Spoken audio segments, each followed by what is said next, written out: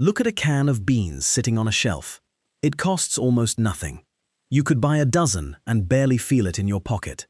There's a bowl of chili somewhere, still steaming. Baked beans in a small dish. A pot of bean soup on the stove. Ordinary food. The kind of thing you scrape off a plate without a single thought.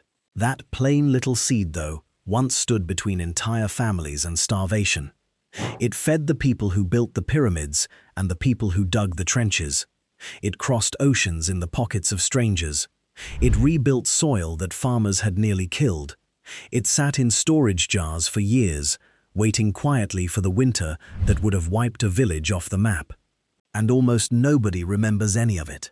What if I told you that this small, unglamorous seed quietly helped feed farmers, armies, explorers, cities, and entire civilizations?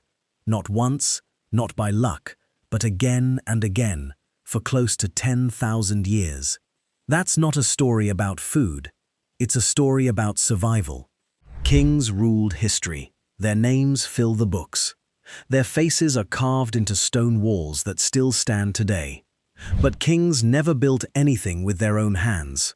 People did, and those people had to eat. Kings may have ruled history, but beans fed the people who built it.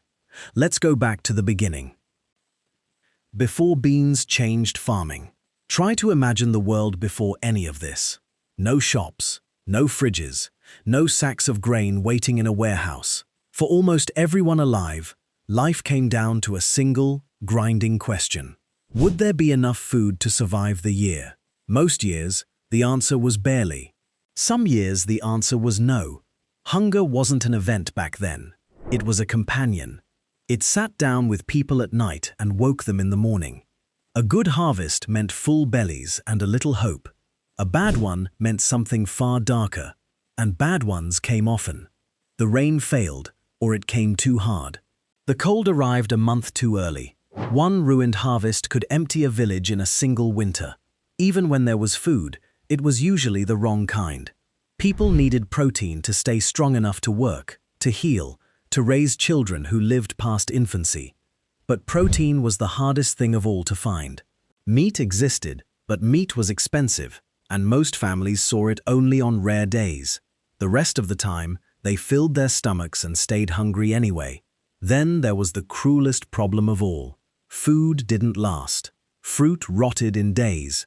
Bread went hard. Meat turned before you could finish it. So people were trapped inside a brutal loop. Grow food. Eat it fast. Pray the next harvest came before the last one ran out. Hunger. Relief. Hunger again. Picture one farmer inside that loop. He worked his field all season. He read the sky like a book. And then a bad year came anyway, and his crop shriveled in the ground in front of him. Nothing to store, nothing to trade, nothing to put in front of his children when the snow came. That wasn't a rare tragedy. That was ordinary life, repeated across thousands of years and millions of families. The world needed a way out, something cheap, something filling, something that didn't spoil the moment you turned your back on it.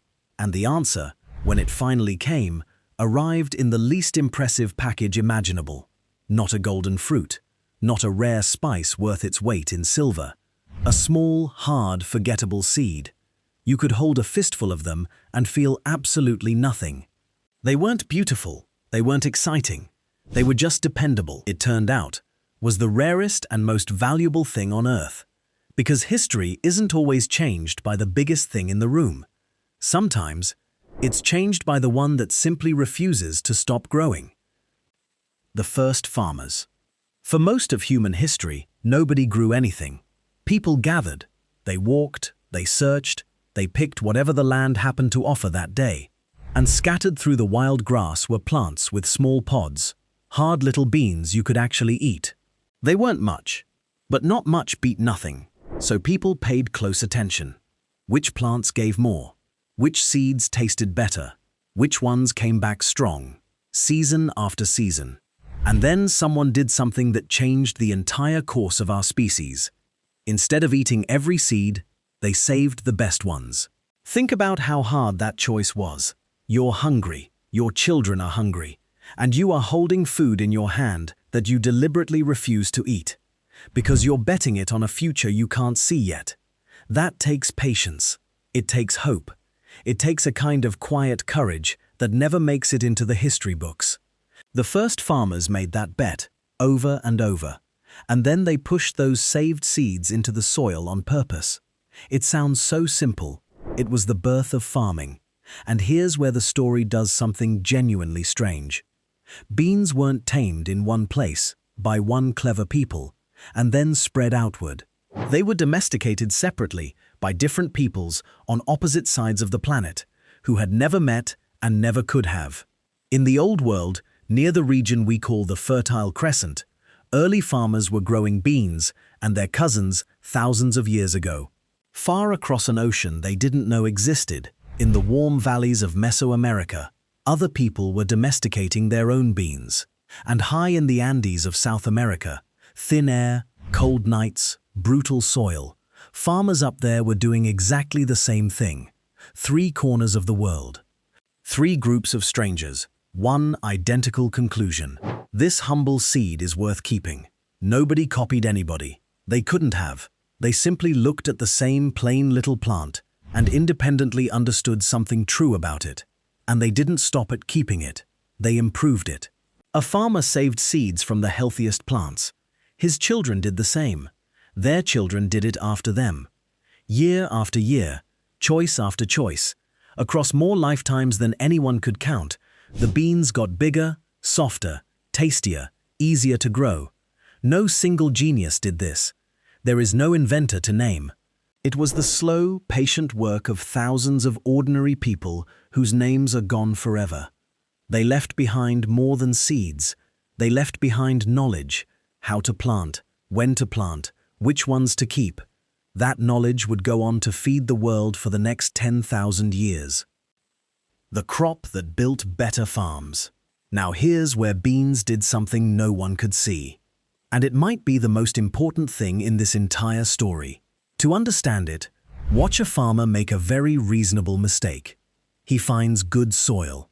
He plants the same crop in it, year after year, because why wouldn't he? The first harvest is strong, so is the second. Then something starts going wrong. Every season the plants come up a little weaker, a little paler, a little smaller. The soil looks exactly the same as it always did, but it isn't. It's exhausted. The land is quietly running out of one invisible ingredient that plants need to grow, and once it's gone, the field starts to die. The farmer can see the result. He has no idea about the cause. And this is the trap that haunted agriculture for thousands of years. You plant, you feed your family, you slowly poison your own land in the process. Then you move on and do it again somewhere else. Beans broke that trap, because beans keep a secret partner underground. Down on the roots of a bean plant, tiny swellings form, little bumps called nodules. And living inside those nodules are creatures far too small to see. Bacteria. Billions of them. The plant and the bacteria made a deal a very long time ago. The bean gives the bacteria a home and food. In return, the bacteria reach up, pull a nutrient straight out of the air and lock it into the soil, the exact nutrient that every other plant is desperately short of. Put simply, most crops only take from the land. Beans give something back. So a farmer could plant beans, and instead of leaving the field poorer, he left it richer. The next crop grew stronger because the beans had been there first. Now understand what that meant in a world with no fertilizer, no factories, no chemistry, just soil, weather, and hope. A crop that healed the ground it grew in wasn't useful. It was something close to magic, and people built that magic into their farms long before they understood a word of it. The finest example comes from the Americas, where indigenous farmers created one of the most elegant farming systems in human history. They called the 3 crops the 3 sisters: corn, beans, squash. 3 plants, grown together in a single small mound of earth, and every one of them pulling its weight for the others. The corn shot up tall and straight, a living pole reaching for the sun. The beans climbed that pole, winding upward, holding on tight so they never had to waste energy standing on their own. The squash sprawled out low across the ground, its broad leaves shading the soil, trapping moisture, choking out the weeds. And the beans did the quiet work underneath, feeding the soil so the corn and squash could thrive. One climbed, one covered, one fed, a team planted in the dirt. It was simple, it was beautiful, and it kept millions of people alive. This wasn't luck, and it wasn't just farming. It was hard-won knowledge, passed down hand to hand, parent to child, generation after generation. The people who built this system couldn't have explained the bacteria on the roots, but they had learned the one thing that actually mattered. Wherever beans grew, everything around them grew better. The food that traveled everywhere. For a long time, beans stayed home. One kind in this valley, a different kind over that mountain. Each region quietly growing its own, generation after generation, most of them never knowing the others existed. But people don't sit still. Traders traveled, merchants sailed, whole families packed up and walked toward the rumor of better land. And wherever people went, their food went with them. Beans were built for the journey. They were dry, they were light, they didn't rot on the road. A traveler could drop a handful into a pouch, walk for weeks, and find them still perfectly good at the other end. Grain spoiled, meat spoiled, beans just waited. So they began to move. Across Asia, across Africa, across Europe. Slowly, one pouch and one trade at a time. Picture a market 1,000 years ago. A trader from a faraway land lays his goods out in the dust. Tucked between the cloth and the spices is a small sack of beans no one there has ever seen. A local farmer turns them over in his hand, curious. He buys a few, he carries them home, he plants them, and if they take to his soil, he saves the seeds and grows more the next year, and the year after that. That's how it actually happened, not through emperors or grand plans, through one curious farmer at a time. But the biggest turning point in the whole story was still coming, and when it hit, it changed the food of the entire planet in a single generation. For thousands of years, the world had two halves that barely knew each other existed. On one side, the Old World, Europe, Africa, and Asia. On the other, the New World, the Americas. Between them, an ocean nobody had crossed. Then, in 1492, ships crossed it, and the two halves of the world slammed together. Historians call what followed the Columbian Exchange, and it was one of the most transformative events in human history. Because when those worlds met, they didn't just trade gold and weapons, they traded crops. Foods that had lived on one side of the ocean for thousands of years suddenly poured across to the other, and among them traveled beans, varieties that had existed only in the Americas, now landing in soil half a world away. They reached Europe, they reached Africa, they reached Asia. Farmers everywhere planted them, tasted them, and kept them. Within a few generations, beans that no one outside the Americas had ever seen became everyday food in kitchens thousands of miles from where they were born. And here's the part that gets me. Almost none of those people had any idea. A grandmother stirring a pot of beans in a village far from any ocean didn't know about the ships, or the crossing, or the farmers on the other side of the world who had spent millennia making that seed what it was. She just knew it filled her family's stomachs, because the real story of beans was never about explorers or kings. It was about the merchant with the pouch, the curious farmer at the market, the family gathered around a warm pot at the end of a long day. Beans circled the entire globe, and they did it silently, in the hands of ordinary people who never knew they were part of history. The food that never quit. Now we come to the single quality that made beans irreplaceable. And it isn't taste, and it isn't looks. It's that beans refuse to die. You already know how fast fresh food betrays you. Fruit goes soft, bread goes hard, meat turns in a matter of days. For most of history, that meant a good harvest could rot in front of you before you'd even finished eating your way through it. Dried beans were a different creature entirely. Dry them out, and they turned into tough little survivors. They'd sit in a clay jar for months, for a year, sometimes for several years, waiting in the dark, asking for nothing. And when you finally needed them, You just added water and heat, and they came back to life on your plate. Now put that gift into a real moment. Imagine a poor family staring down a long, killing winter. No fresh food for months, no money for meat. But over in the corner sits a heavy sack of dried beans. That sack isn't just dinner. That sack is the reason the children are still alive in spring. There were no shops to run to, no trucks arriving each morning. If you hadn't stored food ahead of time, you simply starved. It was that direct. So a sack of dried beans wasn't only nutrition, it was security. It was a full night's sleep. It was the difference between facing winter with dread and facing it with calm. And beans did more than survive. They were filling enough to power a full day of labor. They were cheap enough for almost anyone to afford. They were light enough to carry anywhere on earth. Think about who leaned on them. Poor families stretching every last coin. Travelers on long, uncertain roads. Farmers waiting out the gap before the next harvest. Workers who needed real fuel to make it to nightfall. Sailors weeks from the nearest shore. For every one of them, beans were there. Not thrilling, not fancy, just there, every time, without fail. And that's the truth this whole story keeps circling back to. Beans were never loved for being exciting. They were loved because they never once let people down. Reliability doesn't make headlines. Reliability doesn't get carved into monuments.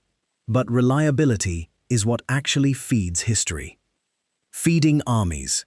Now think about one of the hardest logistical problems anyone has ever faced. Feeding an army. An army is thousands of hungry people moving far from home for weeks or months at a time. They march, they fight, they wait around for days on end, and every single one of them has to eat, every single day, or the whole thing falls apart. This is the brutal secret of warfare. Hunger has defeated more armies than swords ever did. It doesn't matter how brave your soldiers are if there's nothing to put in their hands at the end of a march. So commanders needed food with very specific qualities. Light enough to haul long distances, tough enough to survive a long campaign without spoiling, filling enough to keep a tired body moving. Dried legumes, beans and their close relatives, checked every box. They were light, they lasted, they filled you up. And so army after army across history quietly leaned on them. Think of the soldiers of ancient Rome, marching those well-worn roads across an empire. Their food was plain and practical by design, and legumes were part of what kept them on their feet mile after mile. In fact, Rome loved its legumes so much that some of its most famous families took their names from them, a detail that tells you just how deep these humble crops ran through everyday Roman life. Move forward 1,000 years, to a medieval army camped in a muddy field.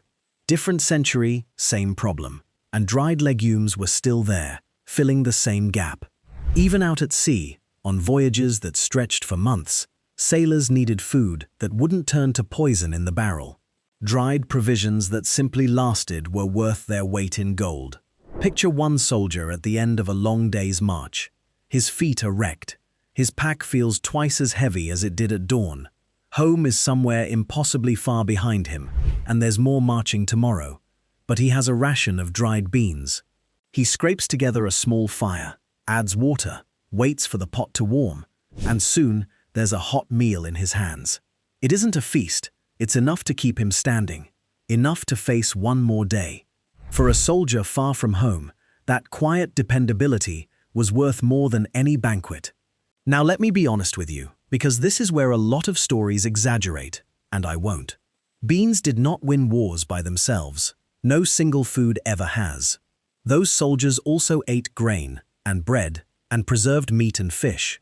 Beans were one seat at a much bigger table, but they were a seat that showed up again and again across empires and centuries. Reliable, portable, filling. When history went marching, more often than not, beans marched right alongside it. Feeding cities. For most of human history, people lived spread thin across the land, close to the fields that fed them. Then that changed. People started gathering together in numbers the world had never seen. Villages swelled into towns. Towns hardened into cities. Cities are among the most impressive things our species has ever built. But every city is also dangerously fragile, and it has one specific weakness that never goes away. It can't feed itself. The streets are packed with houses and workshops, not wheat fields. Every mouthful of food a city eats has to come in from somewhere outside its walls. And that food supply has to be steady, day after day, or the whole thing turns on itself fast. If the food stops, a city doesn't slow down. It starves. So a growing city needed a food it could absolutely rely on, cheap enough for a poor family to buy, filling enough to power people through hard physical labor, sturdy enough to store through the long dead months of winter. Beans fit that description almost perfectly.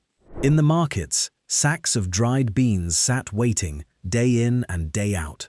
They cost little. A laboring family could actually afford them. They delivered real protein and real energy to the people who did the brutal work of keeping a city alive: the builders, the carriers, the cleaners, the makers. And they stored beautifully, so families could lay in a supply and sleep easy through the cold. So in cities all over the world, beans became the quiet backbone of daily life. A pot of bean stew, plain and hot, fed a whole family. And when times were hard, neighbors cooked together, pooling what little they had into one shared pot.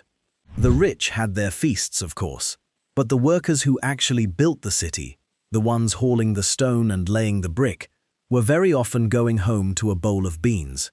Picture one of them, up before the sun, a full day of back-breaking labor ahead. Before he leaves, he eats a simple bowl of beans. It's cheap, it fills him, it gives him just enough to make it to nightfall. Nobody writes a song about that meal, no painter puts it on a wall, but that unremarkable bowl of beans is exactly what kept him on his feet, and men like him are what kept the whole city standing. History remembers the kings and the palaces. It remembers the grand names carved above the doors. But cities were never built by kings alone. They were built by ordinary people, working long days and going home to simple food. History remembers kings. Cities remember what fed them. The crop science finally understood. For thousands of years, humanity used beans without ever understanding them. Everyone knew beans left the soil better than they found it. Farmers had known it for 100 generations. They just had no idea how. It looked like a small, reliable miracle happening in the dirt, real, repeatable, and completely unexplained. Then, in the last couple of centuries, science finally caught up to the farmers. Researchers took a close look at those strange little bumps on the bean roots. They found the bacteria living inside, and at last they understood the partnership that had been quietly feeding fields since before recorded history. The bean and the bacteria, working together, pulling a nutrient straight out of the air and locking it into the soil. The miracle finally had a name. But here's the beautiful part. When science finally understood it, the verdict was clear. Those ancient farmers had been right the entire time. They didn't have the chemistry. They didn't have the words. But they had the wisdom, earned the hard way, by watching their own fields season after season, noticing that beans left the ground richer instead of poorer, and trusting what they saw enough to build whole farming systems around it. Thousands of years later, the microscopes agreed with them completely. The old farmer in the dirt and the modern scientist in the lab arrived at the exact same truth. One learned it by watching, one learned it by testing, but they were both listening to the same quiet crop. And with that understanding, modern farmers started using beans on purpose. They call it crop rotation, and the idea is simple. Instead of planting the same crop in the same field until the soil collapses, you rotate. You change what grows there from season to season. And again, beans are the crop farmers reach for, because beans refresh the ground so the next planting comes up strong.